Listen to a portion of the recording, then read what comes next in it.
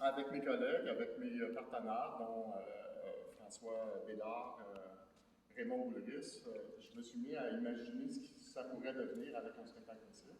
Évidemment, la première personne à qui j'ai pensé, c'est Isabelle. La raison, c'est que Isabelle et moi, on a travaillé conjointement sur un projet qu'on a développé à Hong Kong. Et j'ai vraiment eu une très belle connexion avec Isabelle. On a comme connecté d'un point de vue artistique. J'adore la manière qu'Isabelle travaille. Évidemment, j'adore aussi la manière que les Cédois fonctionnent aussi. J'ai travaillé aussi, Shayna était aussi sur le projet à l'époque. Mais on a vraiment plus connecté Isabelle et moi, parce qu'Isabelle était là plus longtemps que Shayna, de mémoire. Et donc, quand l'Auto-Québec quand le complexe, en fait, m'a demandé ce projet-là, m'a offert ce défi-là, ben, pour moi, ça devenait naturel que de continuer à travailler la collaboration que j'avais déjà établie avec Isabelle et les 7 points. Mon intention était d'arriver avec un spectacle, oui, de cirque, mais un cabaret, parce que, évidemment, quand on pense cirque au Québec, on pense tout de suite au Cirque du Soleil. Il n'y a pas juste le Cirque du Soleil, évidemment, il y a d'autres formules.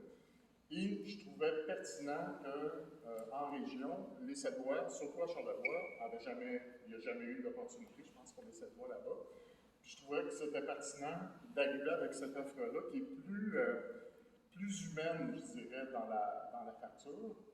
Et les discussions que j'ai eues aussi avec Tourisme Charlevoix m'amenaient à penser qu'on pouvait effectivement implanter un théâtre, un spectacle, en fait, un cabaret, sur plusieurs représentations, pas seulement que 3 jours, parce qu'au départ, c'était ça la prémisse. On veut un spectacle de cirque pendant 3 jours. J'ai fait non, oubliez ça, c'est impossible. D'un point de vue rentabilité, j'y arriverai pas. On s'est mis à faire des calculs. Je suis arrivé avec un projet qui est un investissement de près de 4 millions, finalement. On a donc conçu un chapiteau avec l'équipe de Unisson. Olivier est ici d'ailleurs. Il a relevé le défi lui aussi en peu de temps. Parce que, imaginez, normalement, un projet de cette ampleur-là, on aurait pris entre 12 et 18 mois, théoriquement, pour le faire. Là, on est en train de le réaliser en 7 mois. Donc, Olivier, avec toute son équipe, il est arrivé avec une proposition de chapiteau. On parle de 680 places, une scène intime, 20 pieds de diamètre. Vous la voyez ici, elle est déjà marquée au sol. La coupole, on parle de 32 pieds de hauteur au total, quelque part par là. Donc, 680 places, on est en 360. Isabelle, pour vous parler plus du contenu artistique, moi, j'aimerais juste vous expliquer que dans le contexte avec l'Auto-Québec, avec le manoir, l'offre est quand même une fête foraine. Il y a le type, en fait, d'activité, ça se veut dans un cadre forain, de fête foraine. Et donc, à partir du 10 août, qui est le soir de première, il y a de l'activité qui va se faire dans la journée avec une autre équipe qui sont les créations Inuknu.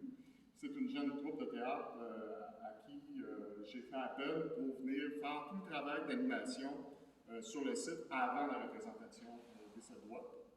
Et donc, Inuknu a développé 7 personnages, dont une diseuse de mauvaise aventure qui va donc rencontrer les gens et interagir avec les gens qui vont se pointer sur le site. Donc, il y aura des jeux, il y a 7 personnages au total. Il y a M. Loyal qui est là, qui va essayer de voir si on peut dénicher des nouveaux talents parmi les gens qui vont se présenter. Et tout ça va se passer dans la journée, dans les mêmes journées qu'on a les représentations du spectacle éclair.